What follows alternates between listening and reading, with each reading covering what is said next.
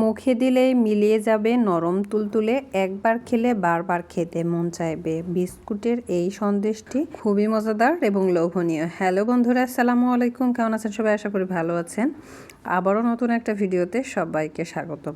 আর আজকে আপনাদের জন্য থাকছে বিস্কুটের সন্দেশের রেসিপি।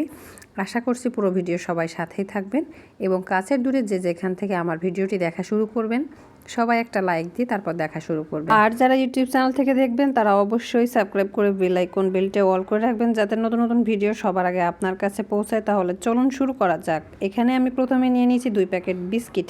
আর বিস্কুটটা অবশ্যই অরেঞ্জ ফ্লেভারে নেবেন, তাহলে এর টেস্ট এবং ঘ্রাণ দুইটাই অনেক ভালো আসবে। খুবই সহজ, খুবই কম সময়ে এই রেসিপিটা তৈরি করা যায় আর খুবই আকর্ষণীয়, যে কেউ একবার দেখলেই বানাতে পারবেন। আর এটা বাচ্চাদের বিশেষ করে অনেক বেশি পছন্দ হয়। ফ্রিজে সংরক্ষণ করে বেশ কিছুদিন ধরে এটা খেতে পারবেন। আর প্রথমে আমি একটা ব্লেন্ডার জারে বিস্কিটগুলোকে একটু সুন্দর করে গুঁড়া করে নিয়েছি, একদম মিহি করে নিয়েছি। বাচ্চাদের যে কোনো নাস্তা বা টিফিন আইটেম বা যে কোনো মেহমান আপ্যায়নে এই বিস্কুটের সন্দেশটি অসাধারণ একটা নাস্তা। আর এর জন্য আমি প্রথমে ফ্রাইং প্যানে একটু ঘি দিয়ে দিয়েছি সামান্য পরিমাণ। ঘি দিলে ফ্লেভারটা ভালো আসে, আপনাদের হাতের কাছে না থাকলে স্কিপ করে যেতে পারেন। তারপর বিস্কুটের গুঁড়াগুলো আমি এর মধ্যে দিয়ে খুব সুন্দর করে একটু ভেজে নিব। আর এ পর্যায়ে চুলার আঁচটা খুবই কম রাখতে হবে। তারপর দিয়ে দিচ্ছি 2 টেবিল চামচ পরিমাণ কর্নফ্লাওয়ার আর 2 টেবিল চামচ পরিমাণ গুঁড়া দুধ, সেই সাথে পরিমাণ মতো চিনি।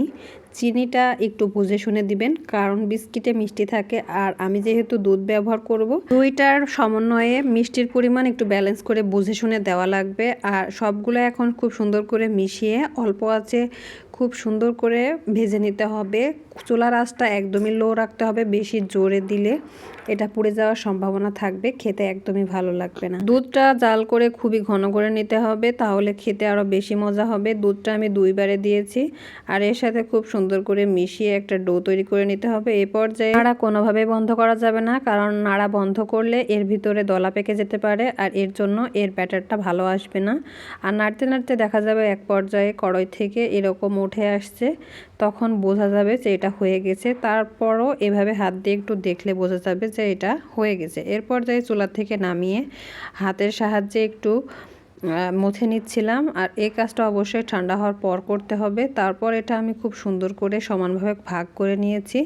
আর যে কয়টা সন্দেশ তৈরি করব সে কয়টা ভাগ আমি এখানে করেছি। তারপর একটা ছাঁচ নিয়ে নিয়েছি আর ছাঁচটার ভিতরে এই যে ডোটা তৈরি করছে সেটা দিয়ে আর একটা ছাঁচ দিয়ে খুব সুন্দর করে এটা ডিজাইন করে নিলাম। আর একে একে আমি সবগুলো এভাবেই তৈরি করে নেব।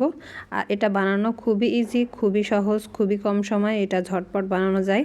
আগে থেকে যেহেতু অনেকটা পরিমাণ কুক করা হয়েছে, পরবর্তীতে এটা কুক করার কোনো ঝামেলা নাই। এটা জাস্ট এরকম শেপ দিয়ে নিলে আর এর ডিজাইনটা দেখতে অনেক আকর্ষণীয়, খুব সহজে এটা রেডি হয়ে যাবে, খাওয়ার জন্য প্রস্তুত হয়ে যাবে। আর একে একে আমি সবগুলো এখানে বানিয়ে ফেলেছি। ডিজাইনটা যেমন সুন্দর, খেতেও নরম তুলতুলা সফট, মুখে দিলেই মিলিয়ে যাবে, অনেক সুস্বাদু। এই বিস্কিটের সন্দেশটি বাচ্চারা অনেক বেশি পছন্দ করবে, সেই সাথে বড়রাও।